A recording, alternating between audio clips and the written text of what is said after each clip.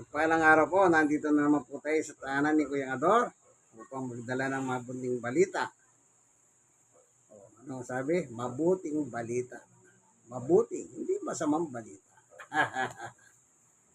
Pero gumagamit po tayo ng kasulatan, Biblia. Ito po yung Biblia nila. Ang salita ng Diyos, Biblia. Yan. Kuya Ador po ito. Binigay ng kanyang kapatid daw. Ang ating gagamitin ngayon sa ating pagbubulay ng salita ng Diyos, tamang-tama, salita ng Diyos. Yan. Para tumpak na tumpak siya. Pero siyempre, bago tayo papalawat sa pangangaral o pagbabasa, ay atin munang hingin ng tulong ng Diyos upang tayo po ay patnubayan niya. Kasi mahirap naman po yun para tayong mga tulisan na mapangahas. Hindi ganon. Dapat sa Kanya natin inilalapit ang lahat ng bagay. Panginoon Diyos, aming Ama na makapangyarihan sa lahat. Minsan pa, samahan po kami ng aming pagbubulay ng iyong salita. Buksan po ang puso at kaisipan ng bawat isa. Salamat po sa ngalan ni Jesus. Amen.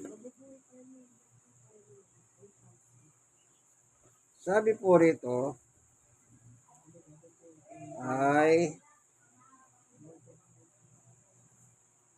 Colosas 3:17. At anuman ang ginagawa nyo sa salita man o sa gawa, gawin nyo ang lahat bilang mananampalataya sa Panginoon Jesus at magpasalamat kayo sa Diyos Ama sa pamamagitan niya. Maliwanag po ang turo ng kasulatan. Itin natin. At anuman ang ginagawa nyo sa salita man o sa gawa. Yan. Ipinagkakatiwala po natin sa Diyos. Kagaya ngayon, magba-Bible study tayo. Ipagkatiwala natin sa Diyos upang siya pumatnubay sa atin. Ano po? Kasi salita niya ito. Alam niyo po yung dito sa Pilipinas, pag batas ang pinag-uusapan, yung gumawa ng batas ang dapat magpaliwanag. Kung sino yung gumawa ng batas, siya po magpapaliwanag sa kanyang ginawang batas. Para po malinawan tayo. Salita ng Diyos. Di, sa kanya natin ipagkatiwala. Meron pa po nakasulat dito sa 119 ng Salmo. Sa verse 105. Ang salita nyo ay katulad ng ilaw na nagbibigay liwanag sa aking dadahanan. Tayong tao po para tayong maglalakbay dito sa lupa, kaibigan. Kaya tayo ng mga journey. Naglalakbay lang po tayo dito. Tandaan nyo po yan. Kumbaga sa salitang kanto, para tayo nakikirahan lang po dito sa ibabaw ng lupa. Aba, naglalakbay po tayo dito. Anong sabi ng Biblia? Ipagkatiwala mo sa Diyos ang iyong paglalakbay dito sa ibabaw ng lupa. Bakit? Ano daw po yung salita ng Diyos? Ilaw. Hindi na kailangan magsindi ka pa ng kandila, magsindi ka ng lampara, para lang makita mo yung dinarahanan mo, kaibigan. Pag meron kang salita ng Diyos, yan ang pinaka-ilaw mo aba naglalakbay ka dito sa lupa. Napakaliwanag po ang nakalagay. Ang salita mo ay katulad ng hilaw na nagbibigay liwanag sa aking dinarahanan. Lahat po ng tao, kaya may mga nangyayari po dito sa ibabaw ng lupa. Ano sabi nila? Nagdilim ang aking paningin. Oh. Anong ibig sabihin nagdilim? Walang liwanag. Kaya ko po nagawa yan, kagalang-galang na hukom. Kaya ko po siya napatay. Nagdalim po ang aking kaisipan. Wala kang salita ng Diyos, kaibigan. Kaya nagdidilim ang liwanag sa iyo. Ang sabi ni Apostol Pablo sa 2 Korinto 4:4, ayaw nilang maniwala sa magandang balita o salita ng Diyos. O magandang balita, ayaw nilang maniwala. Dahil ang kanilang mga isipan ay binulag ni Satanas na naghahari sa mundong ito. Dahil wala ka salita ng Diyos, wala ka liwanag na salita ng Diyos, bulag ka, kaibigan. Anong ibig sabihin ng bulag? Ipikit nyo po ang mata ninyo, kaibigan, ng ilang minuto. 1 second. Anong nakikita nyo? Maliwanag, madilim? Di po ba madilim? Ganyan po sinasabi ni Pablo. Pag wala ka salita ng Diyos, madilim ang nilalakaran mo. Kaya sabi ng isang ng akusado, Judge, nagawa ko lang po yan dahil nagdilim ang aking paligid. Nagdilim ang aking kaisipan. Uli na, nakapatay ka na, kaibigan. Ito sinasabi ni Pablo. Tuloy natin. Ayaw nilang maniwala sa magandang balita o salita ng Diyos dahil lang kanilang mga isipan ay binulag ni Satanas na naghahari sa mundong ito. Si Satanas po pala naghahari sa mundong ito. Dito po sa isang talata, basahin ko lang ha. Dito sa sulat ni Juan, ganito po ang mababasa. Sa 5:19.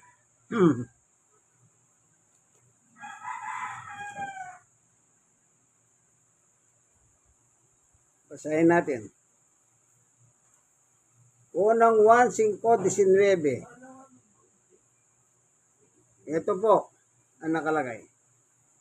Ang buong mundo ay nasa ilalim ng kapangyarihan ng dyablo.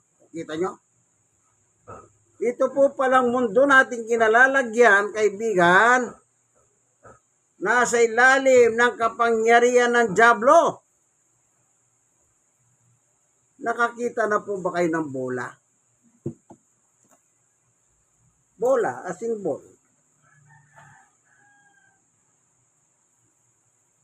Diba, may bola dyan. Yan ang mundo at ang umahawak si Satanas.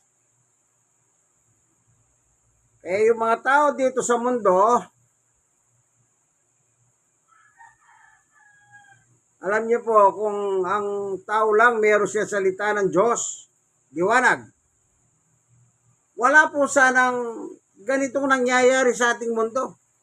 Kita nyo, may gera. Bakit mo gegerahin ang iyong kapwa bansa?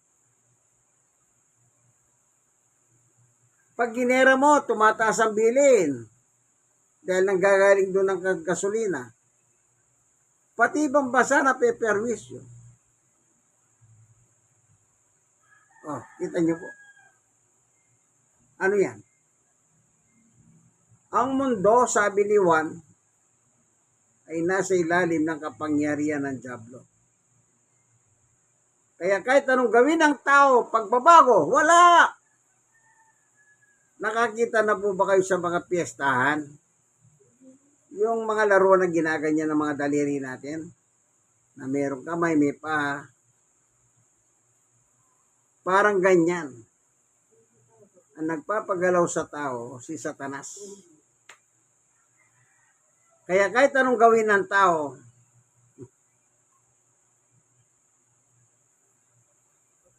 naalala nyo?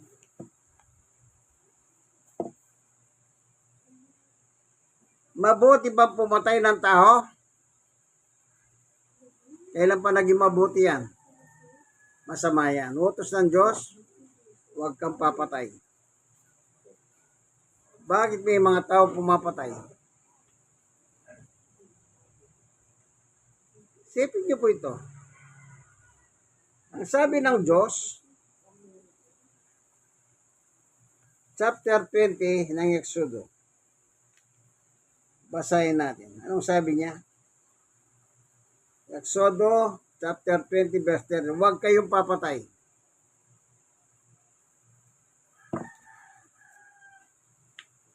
Pero bakit pumapatay ng tao? Naalala niyo ba si Duterte? Inamin niya. Marami na akong pinatay. Doon sa firing range sa Davao, yung praktisa ng baril.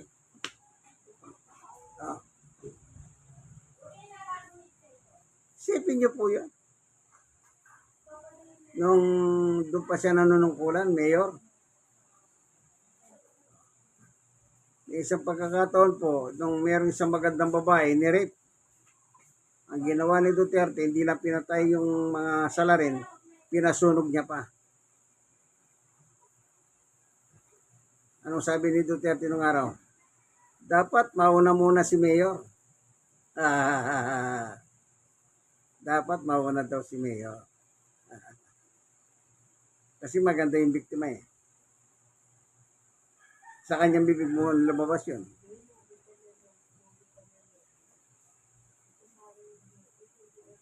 Walang inutos ang Diyos na pumatay kang tao, kaibigan. Kundi ang sabi ng bawal pumatay. Kasi kung may liwanag ka na salita ng Diyos, hindi ka papatay. Naalala niyo sinabi ni Bato nung araw, ng PNP siya, ng Chief PNP ng Philippine National Police. Patayin nyo. Sunogin nyo.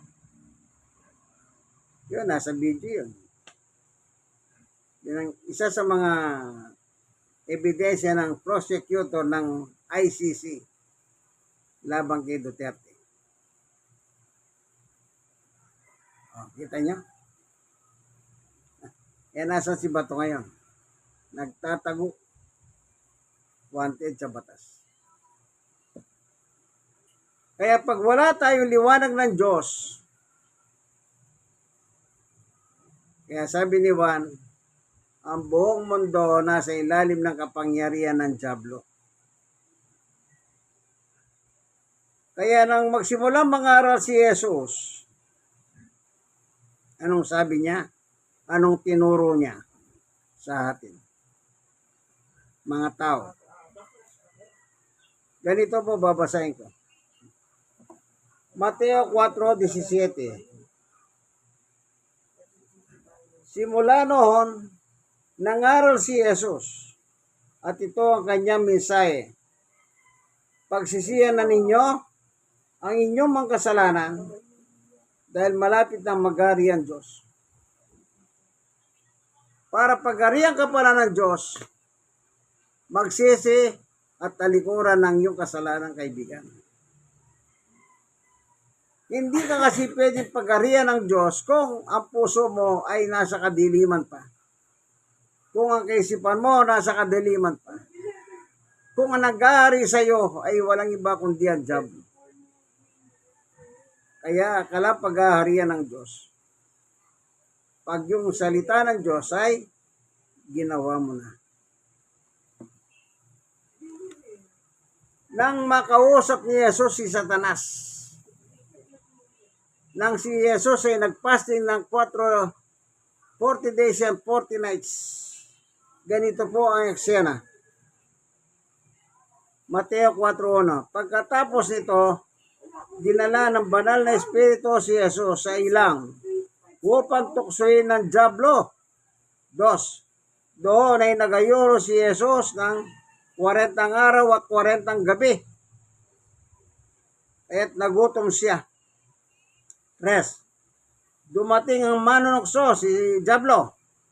Sinabi sa kanya, kung ikaw ang anak ng Diyos, gawin mo tinapay ang mga batong ito.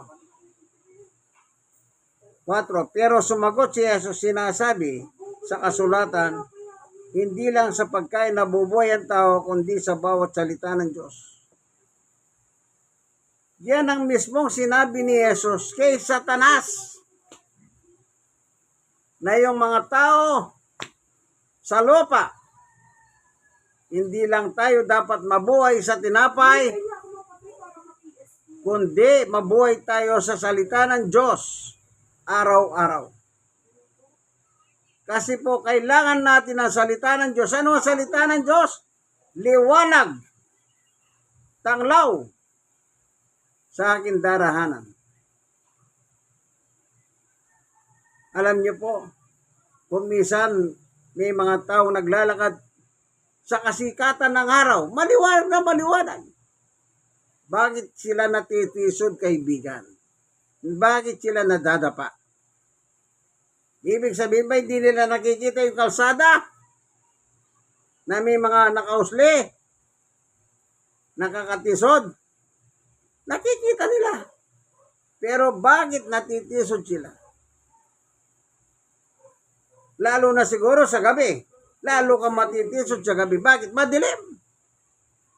Nangangapa ka lang. Kaya alam niyo po, nung nasa Baguio po ako, yung daraanan po sa Baguio, yung sa Sigsag Road, merong pintura yung kalsada sa gilid. Para yung driver, meron siyang guide. Ibig sabihin, hindi ka lalampas sa guhit na yan. Pag lumampas ka dyan, dalawa lang.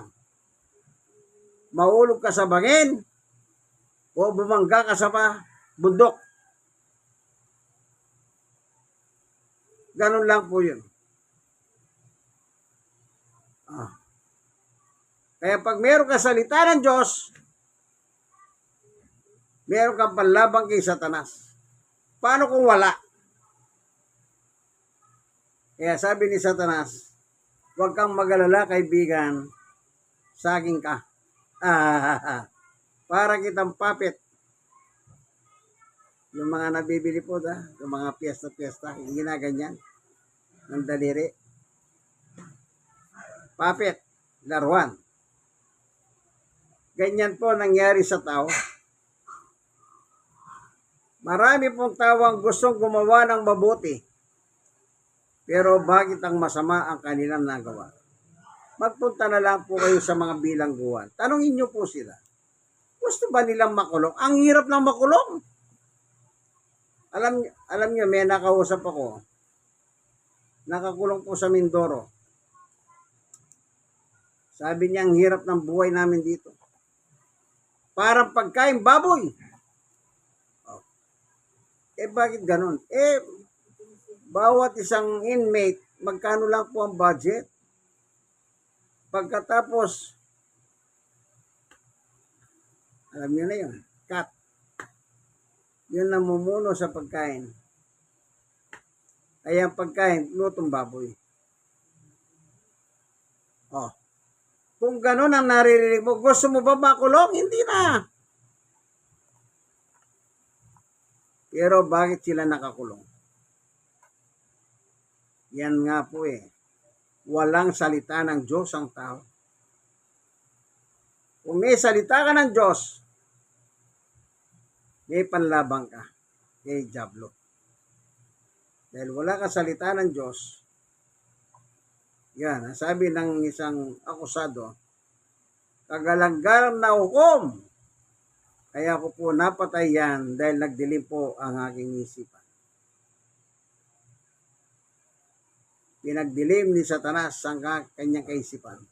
Kaya niya ginawang patayin yung kanyang kapwa-tao. Nung may masmasan, wala na. Nangyari na. Nakapatay ka na, kaibigan.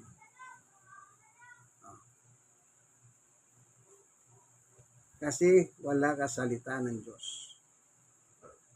Yung salita ng Diyos ang pangunahing kailangan ng tao.